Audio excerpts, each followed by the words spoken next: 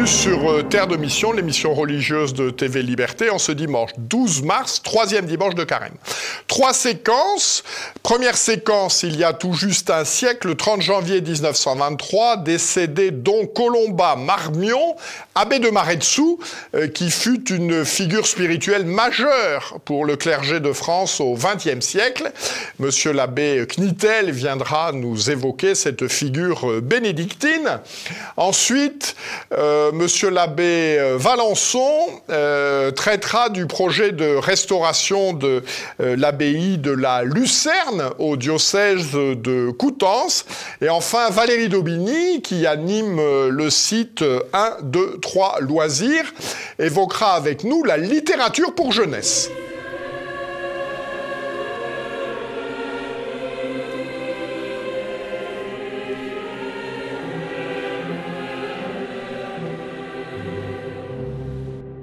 Bonjour Monsieur l'abbé. Bonjour. Le 30 janvier 1923, décédé Don Colomba Marmion, abbé de Maretsou, dont l'influence fut considérable au XXe siècle. Pouvez-vous d'abord nous donner quelques éléments de sa biographie ? Oui, eh bien, c'est un personnage, il est irlandais d'origine, son père est irlandais, sa mère est française, et oui. Et il va faire son séminaire, donc il est né à Dublin, il va faire son séminaire à Rome. Et sur le chemin du retour, c'est assez curieux, il s'arrête visiter un condisciple qu'il a connu à Rome, et donc il va à Maretsou pour faire un petit coucou.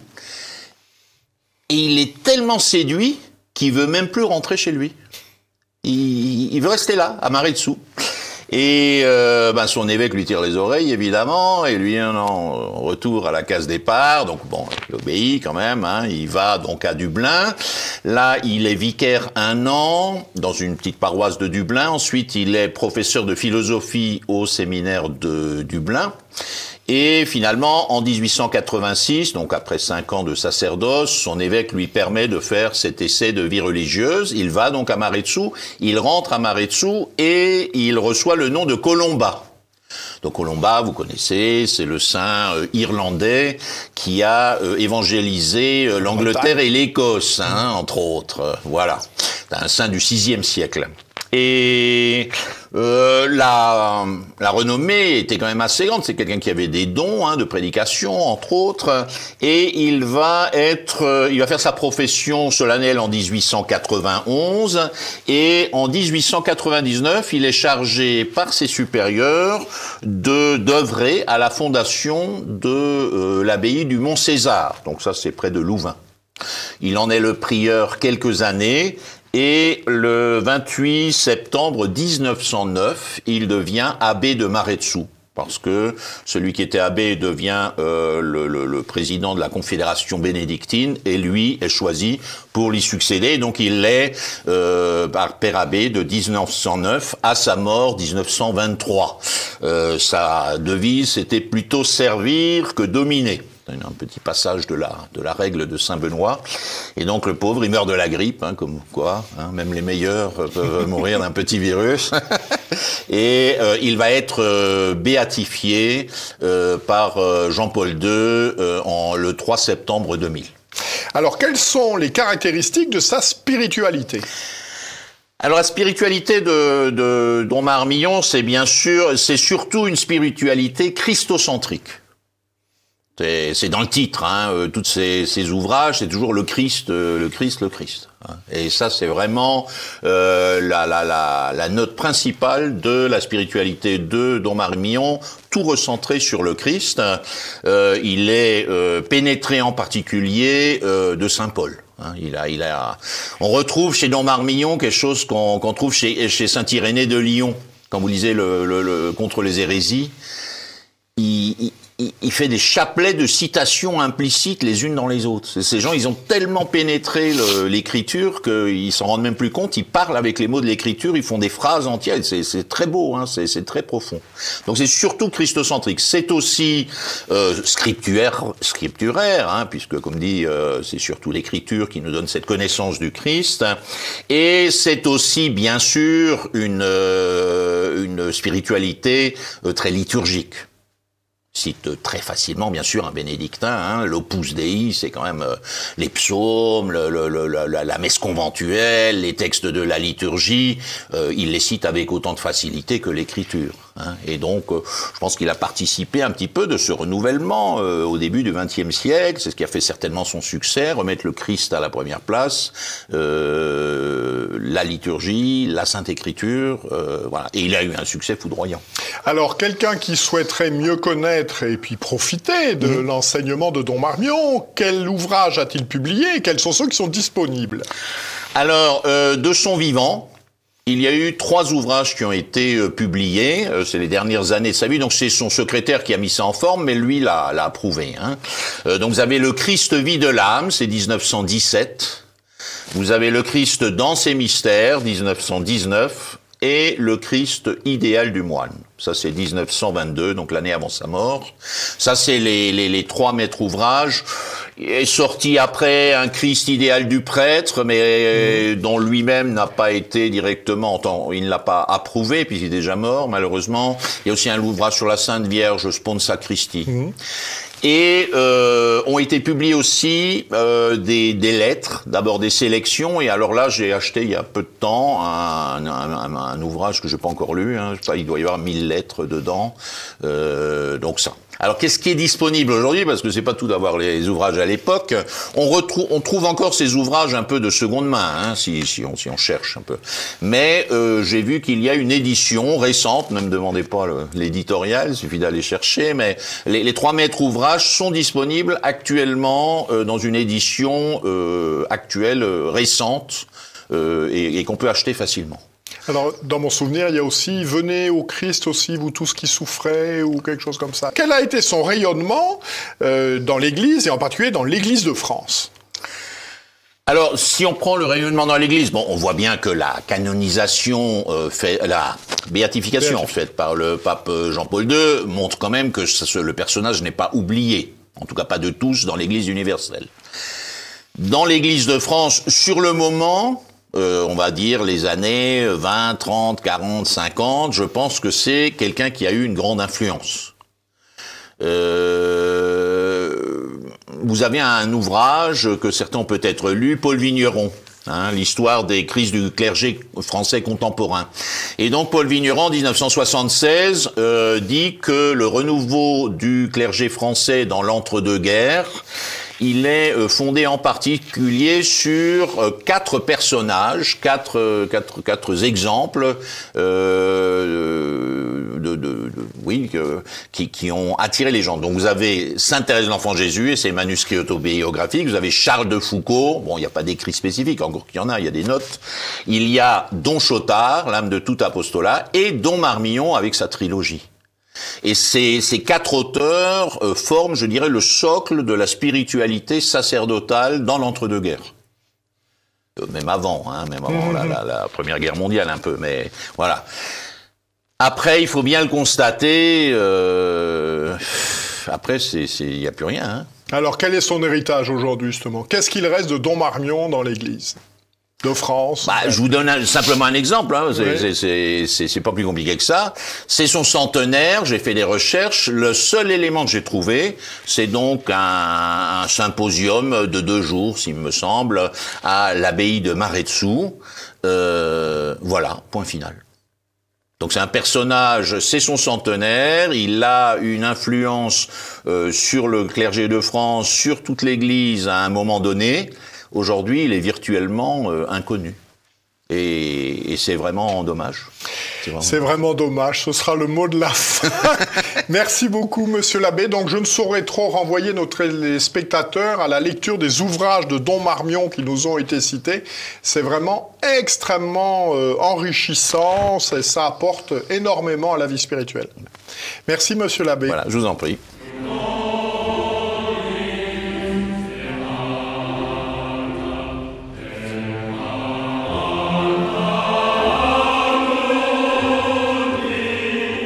Bonjour monsieur l'abbé. Bonjour monsieur Mojan. Vous êtes vice-recteur de l'abbaye de la Lucerne dans le diocèse de Coutances et vous êtes sur un projet de restauration de cette abbaye. Alors commençons par le début. Quelle est l'histoire de cette abbaye? L'abbaye est fondée en 1143 une des plus anciennes abbayes prémontrées de France, créée seulement 22 ans après la fondation de l'ordre par saint Norbert.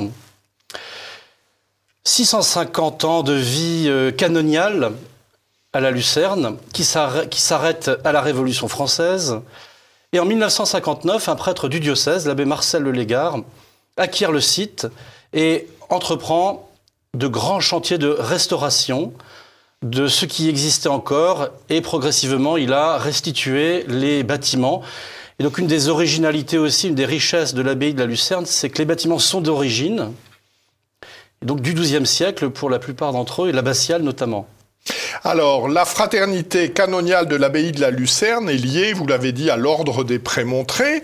Quelle est la spiritualité propre de cette communauté religieuse ?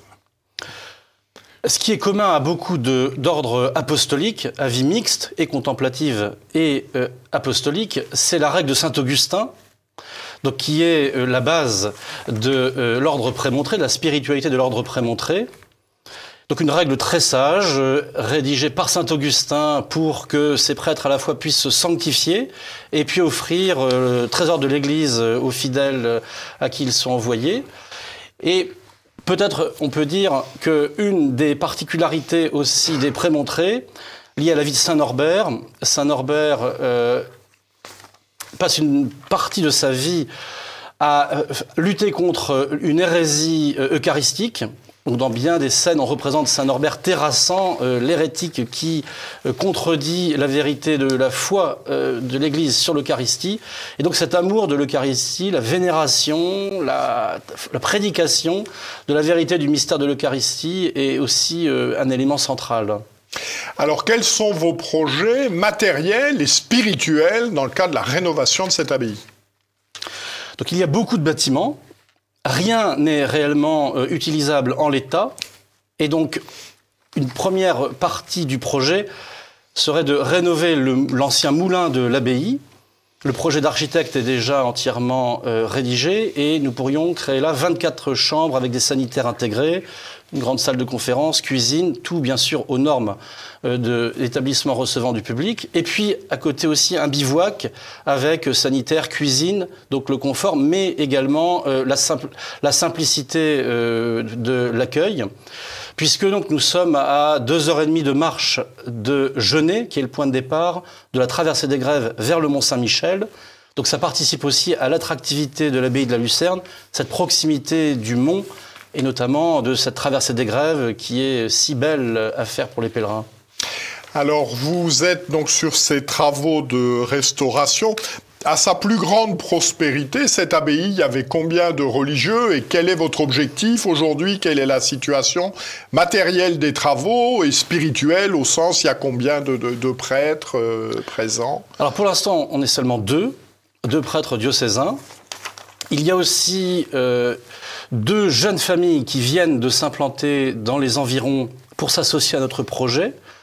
Donc c'est vrai que s'associer à des laïcs qui veulent aussi, avec nous, construire ce centre spirituel est un élément essentiel de notre projet.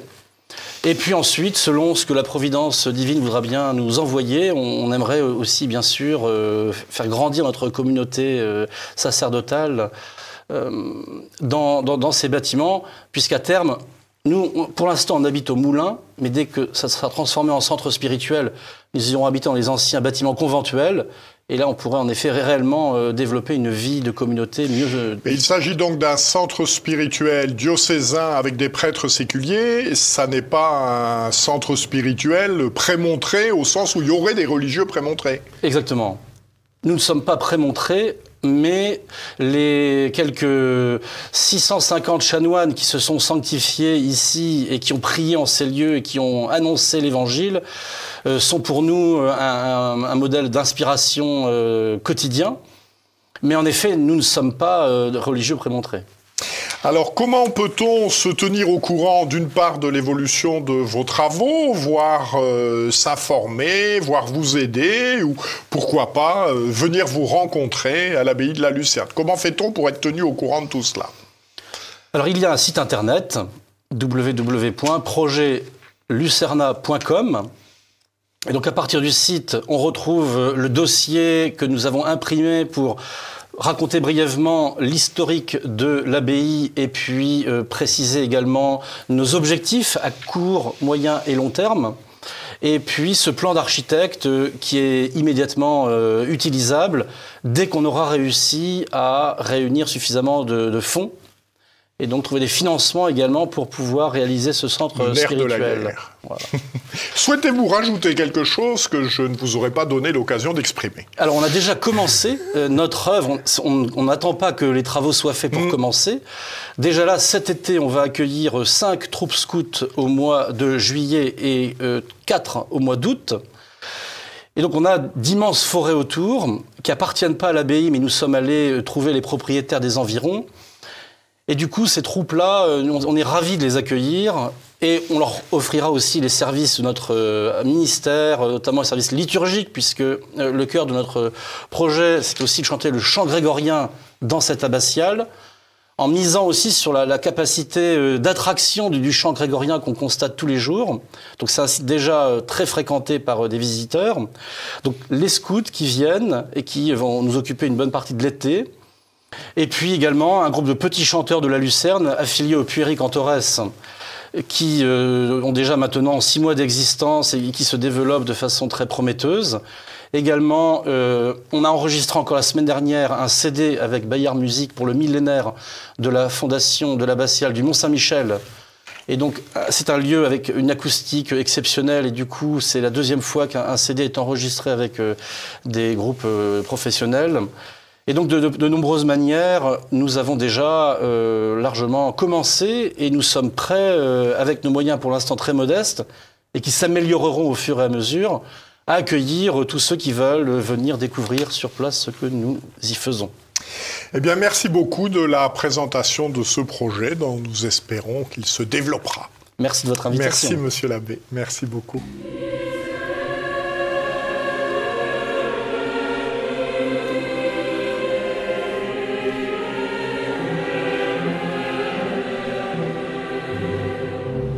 Bonjour Valérie Domini. Bonjour monsieur.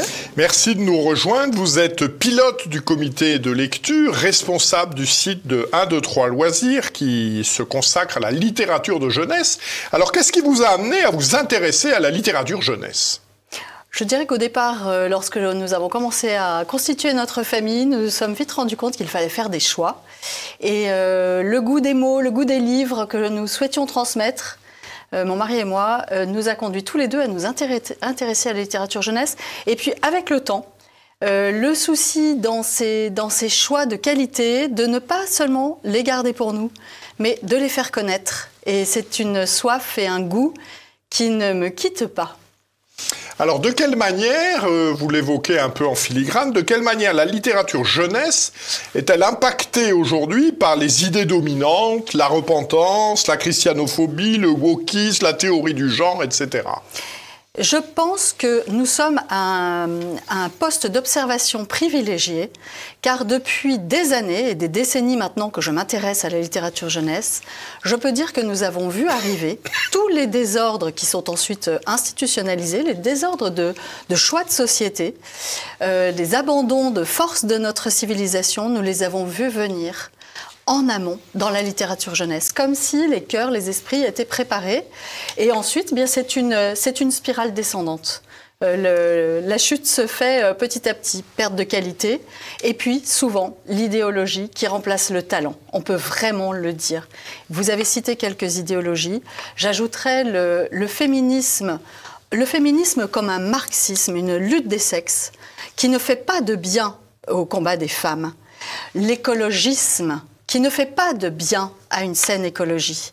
Surtout lorsque l'on met dans l'esprit des enfants que avoir une famille, donner la vie, eh bien, est en fait une atteinte à la planète. Vous voyez, des choses comme ça. Et parfois, c'est très insidieux, parfois, c'est très gros. Et quand c'est très gros, ce qui nous fait bondir, c'est que c'est une insulte à l'intelligence des enfants, à leur capacité à mettre les choses en perspective. On leur donne des boulettes idéologiques. Avez-vous des exemples à nous donner ? Eh bien, par exemple, un album très charmant, mais vraiment, vous voyez, l'album que vous prenez dans la librairie, qui s'intitule « Félix le chien ». Un chien dans une famille, qui joue son rôle de chien. On essaye de le faire aboyer. D'ailleurs, les parents sont assez ridicules, à quatre pattes eux-mêmes, à rattraper la baballe dans leur bouche et à aboyer. Le chien n'embraye pas le pas, n'emboîte pas le pas. En revanche, la nuit, il sort, il monte sur les toits, et là, il se fait chat de gouttière. Là, il est vraiment lui-même. Parce que normalement, c'est Félix le chat. Voilà, déjà dans le titre, il y a un petit doute. Eh bien, voilà, vous lisez ça, un enfant de 3-4 ans. Vous avez semé en lui un doute, une question sur l'être profond, en fait. Et finalement, Félix, le chien, est vraiment lui-même lorsqu'il est chat. Donc, pourquoi l'astreindre à son rôle de chien? Ça va très loin. Alors, en quoi consiste le site 1, 2, 3 loisirs? Comment est-ce que ça fonctionne? Quel est le public visé? Alors, 1, 2, 3 loisirs existe depuis l'an 2000. Et offre aujourd'hui plus de 4300 livres qui ont été choisis un par un, avec une page par livre, un texte qui résume et qui dit les qualités du livre. Alors, il y a eu combien de livres comme ça de listés? Eh bien, nous en avons 4300. Donc, pour en avoir 4300, imaginez tout ce qui a été lu depuis l'an 2000. Parce que c'est une sélection positive, nous ne présentons que les livres que nous gardons selon certains critères. 4300 livres, plus de 240 éditeurs, un comité de lecture d'une douzaine de personnes, comité de lecture qui se sont succédés dans une très belle cohérence depuis l'an 2000. Moi, j'en ai pris la responsabilité en 2014. Beaucoup d'enthousiasme, beaucoup de joie, à la fois de la prudence, de l'audace, et nous essayons, le public visé, de soutenir les familles, les écoles, les libraires, les bibliothécaires, les auteurs de qualité qui parfois passent sous les radars, les éditeurs qui prennent des risques, les illustrateurs de qualité, et il y en a énormément de jeunes illustrateurs. Donc nous voulons à la fois préserver un patrimoine, le transmettre, un patrimoine littéraire, et puis en même temps soutenir la création contemporaine de qualité. Alors, votre combat est-il celui du pot de terre contre le pot de fer ou de David contre Goliath? Alors, vos images sont belles, elles vont loin. Moi, je dirais, si vous voulez, qu'on peut se dire nous sommes submergés. L'idéologie est une marée noire qui vient engloutir les cœurs, les esprits. Réfugions-nous dans les publications d'autrefois. Et dans ce cas, on aurait baissé les bras. Je pense que chacun peut prendre ses responsabilités chaque jour, vous voyez, faisant des choix, expliquant ses choix aux enfants, les conduisant à construire leur propre esprit critique, leur propre enthousiasme aussi sur une belle histoire, un beau texte. C'est ça en fait. Donc je pense que nous sommes très forts, que nous ne verrons peut-être pas toutes les belles réussites, mais en tout cas, chaque jour, nous aurons fait ce que nous devions faire.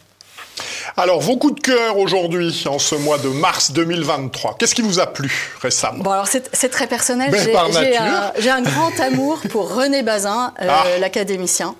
À ne pas confondre avec Hervé Bazin.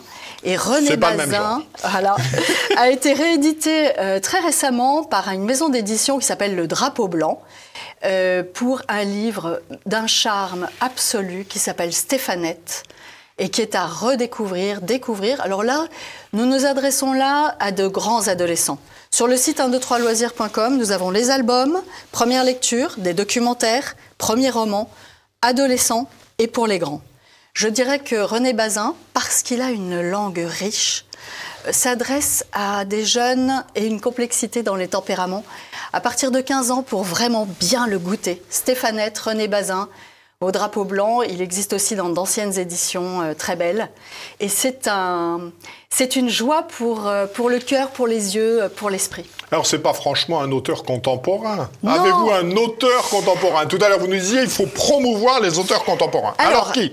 Un autre coup de cœur récent, un livre qui se distingue vraiment dans la production actuelle, aux éditions Milan, qui s'appelle Le temps fuit, de Nathalie Riss.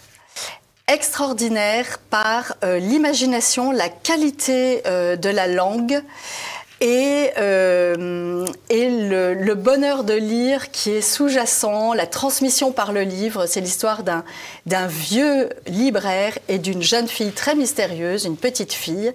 Ils vont se rencontrer autour de l'amour des livres et c'est une histoire qui est pleine de fantaisie en même temps. Un peu onirique pour les enfants de 10 ans, pas avant, et ceux qui n'ont pas forcément besoin de suivre un fil d'action très tendu, qui acceptent aussi de de réfléchir, de rêver un peu. Très bien. Alors, je l'ai dit tout à l'heure en introduction, vous animez également une émission sur Radio Courtoisie autour de ces livres. Alors, à quel rythme et quand est-ce qu'on peut vous écouter et sur quelle fréquence ? Alors sur Radio Courtoisie, 95,6, également sur le site radiocourtoisie.fr.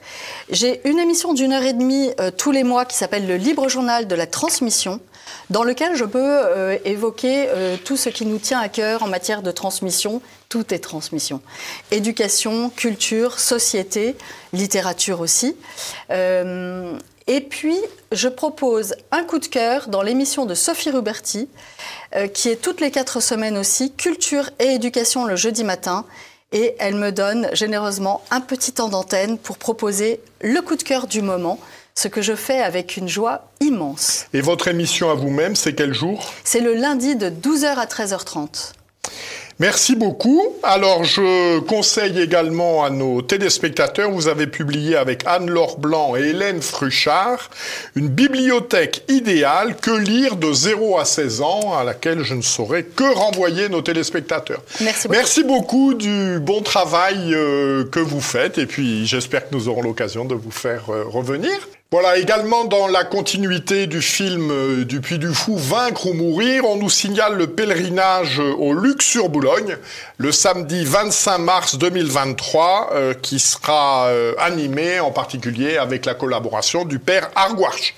Voilà, donc le samedi 25 mars 2023 au Luc-sur-Boulogne.